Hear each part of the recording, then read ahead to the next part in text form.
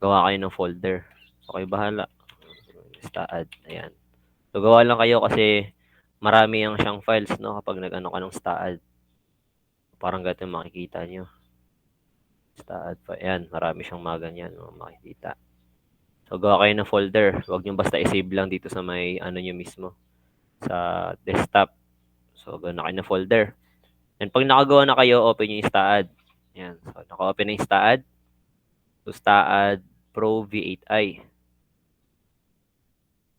Ano to? Rufa Magbano is presenting.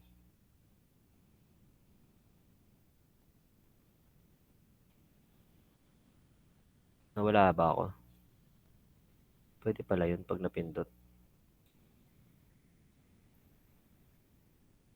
Ayan, okay na. Pwede pala yun pag napindot, no? Ayan, okay na.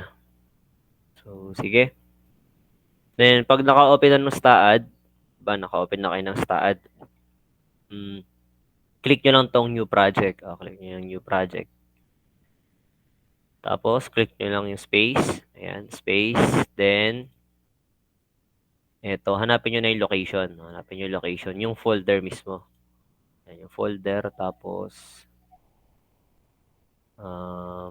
hanapin nyo lang dito. Medyo mahirap lang hanapin. So, punta kayo sa desktop. Then, hanapin nyo mismo yung ginawa nyong folder. So, ito, staad yung pangalan ng ginawa ko. Then, okay. Tapos, ayan, kung gusto nyo palitan ng pangalan. Diba, sa inyo, plate 3, etc. Ganyan. Basta nakaklik sa space. Then, dito sa lengths and force unit, so, pakipindot tong meter dapat, no? Naka-meter yan and kilonewton. Yan, okay tayo dyan? Naka-meter and kilonewton siya dapat. Then, next. Yan, tapos, okay lang, hayaan nyo lang yan, add beam, finish. So, ito dapat yung lalabas. Ayan, so ito yung makikita nyo. Nakikita ba? Yan ako pala ganito. So, ano lang kayo kapag may chat kayo. May tanong. So, ayan. So, makikita nyo to. Ito yung makikita nyo kay staad. So, ito makikita nyo, tinatawag nating grid. Okay? So, makikita nyo yung tinatawag nating grid.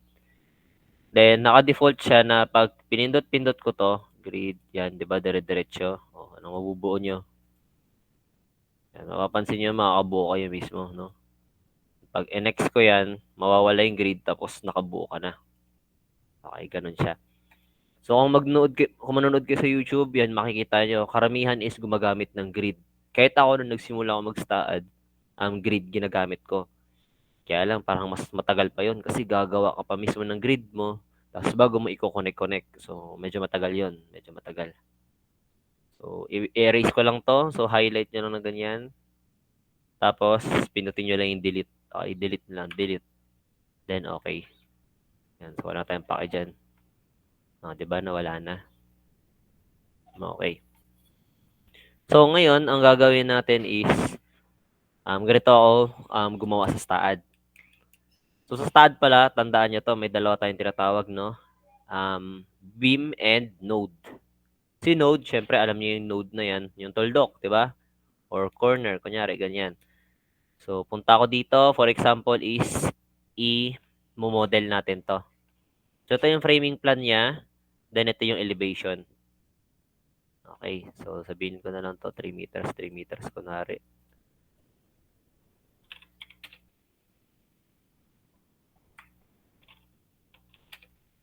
Ayan, so kunyari 3 meters yung taas, 3 meters, tapos ito yung kanyang sukat, 'di ba, dimension. So sa staad, ang kakailanganin natin is beam and node. So ano ba yung node and beam? Ayan. So si node, ito, yung mga dugtungan or yung mga kanto.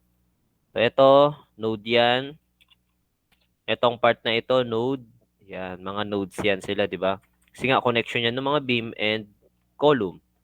So ito, node ito. Pangit ng mouse ko. Ayan. Kung titingin tayo sa elevation plan, ito yung mga nodes na yan. Ito siya, di ba? Yan. So tawag dyan, stud is nodes. Then, kapag kinonect mo yung node to node, for example, ito, di ba? Tanggalin lang natin to.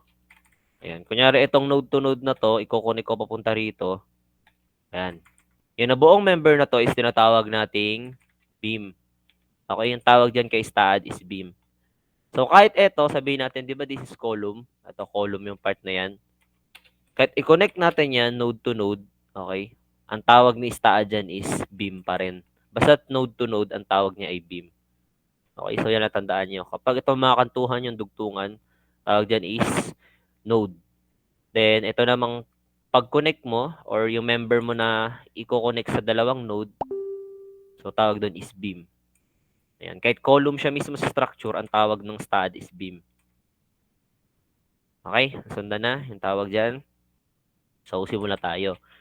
So, ako pa nagmo-model ako, ang una kong ginagawa is maglalagay ako ng node sa origin. So, lagay mo lang dito sa may right side. Di ba nakita nyo to node? Ayan, nakikita nyo tong node na to. Uy, nagpindot. Na-double click ko.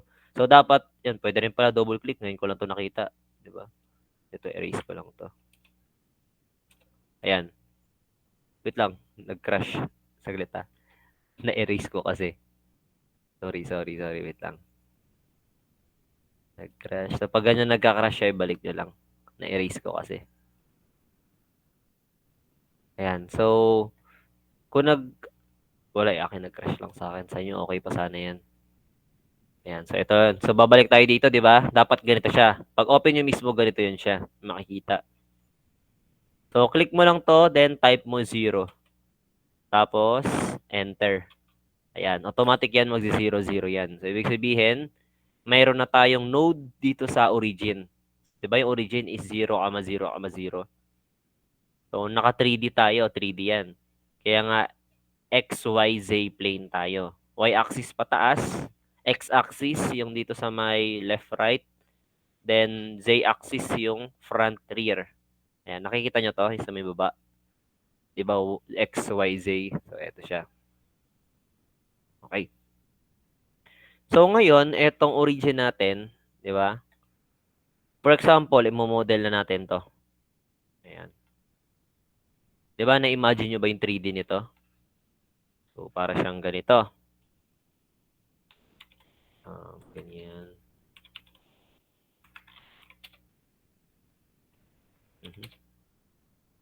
Pindot. Ang pangit naman na mouse na to. Ito siya, di ba? Ay, naku, nag-aingay na naman ang aso ko.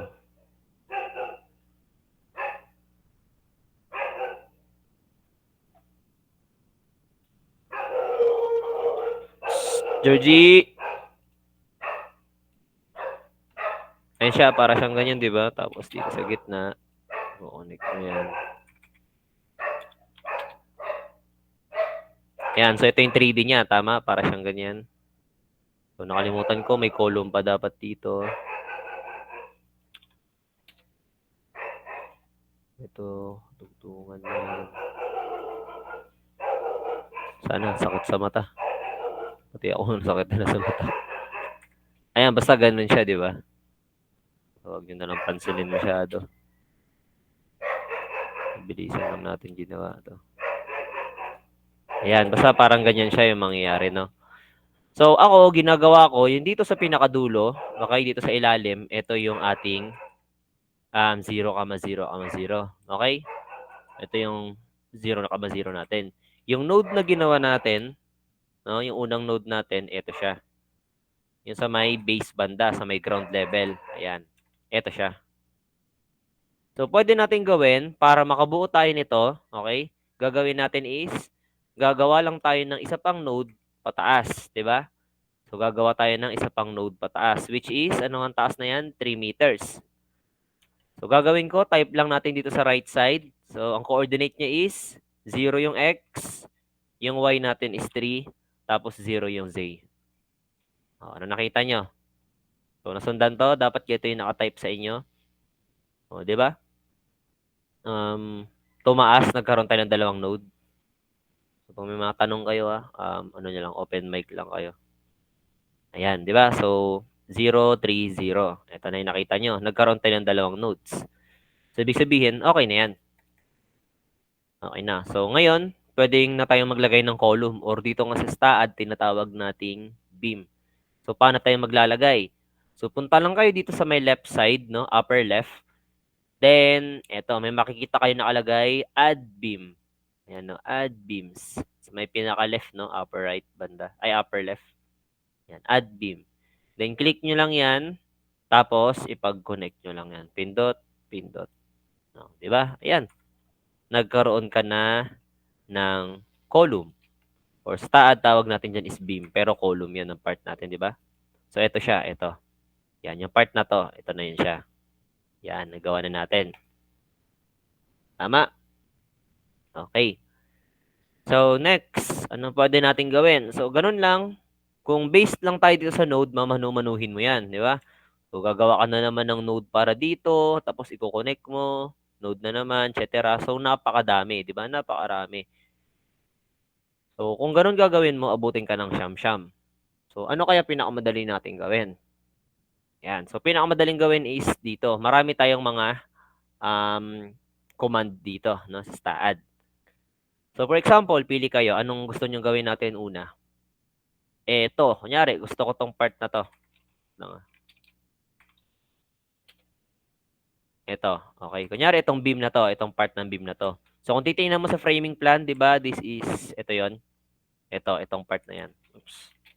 Nakalahat pala to. Ayan. So, parang ito yung gagawin natin. So, paano natin yung gagawin? So, gagawin natin is, kailangan nating maglagay down ng node na 1.5 meters, no? From dito. Ayan, dito sa part na yan. Ito. Ayan. So, paano natin yun malalagay? So, kung mapapansin nyo, hindi ko mapipindot ito. Tama? Hindi ko mapipindot yung node na yan. Ang napipindot is yung beam. Yan, yung beam yung napipindot. So, kasi, pag ganito, in-escape nyo, pindutin nyo escape, automatic magdi-default yan sa select beam or beam cursor. So, punta ka lang dito sa left side. Ito, makikita nyo to. Dito siya nakaselect beams cursor. Di ba? Ito yung default natin. So, para ma-select mo yung node, i-click mo lang tong sa taas niya. Nakalagay dyan is nodes cursor. Di ba? So, select mo lang yan. Click mo yan. Then, ayan. Pwede mo nang ma-select to. So, highlight mo lang siya ng ganyan. Di ba? Ayan, na-select mo na mismo yung node na yon. So, ano nga kailangan natin gawin? Kailangan mong gawin is maglagay daw ng 1.5 meters, no? Kasi based dito sa framing plan natin, may 1.5 meters tayo na beam.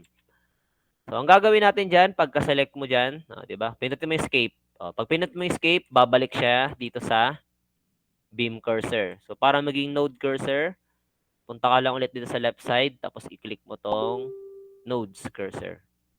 Yan. Then, select mo na. Yun, di ba? Na-select na siya. So, anong next na gagawin natin? 1.5 meters daw. Pupunta ka dito sa may taas banda. Ito, kung makikita nyo tong kulay blue na may magic wand, yan, nakalagay is translational repeat. Nakita nyo? Translational repeat. Okay. So, i-click nyo lang yan. Translational repeat. Click nyo yan. Tapos may lalabas na ganito. Diba? So, si translational repeat, parang siya yung copy dito. Siya yung pang-copy natin. Diba? Ika-copy niya. Tapos, ikaw mismo mag-i-input kung saan yung location. So, kung na-select mo na tong node, ano ang sabi natin? Kailangan mong gawin is 1.5 meters. Papunta dito sa may right side banda. So, type mo lang 1.5 meters. Ito spacing natin. Tapos, ito.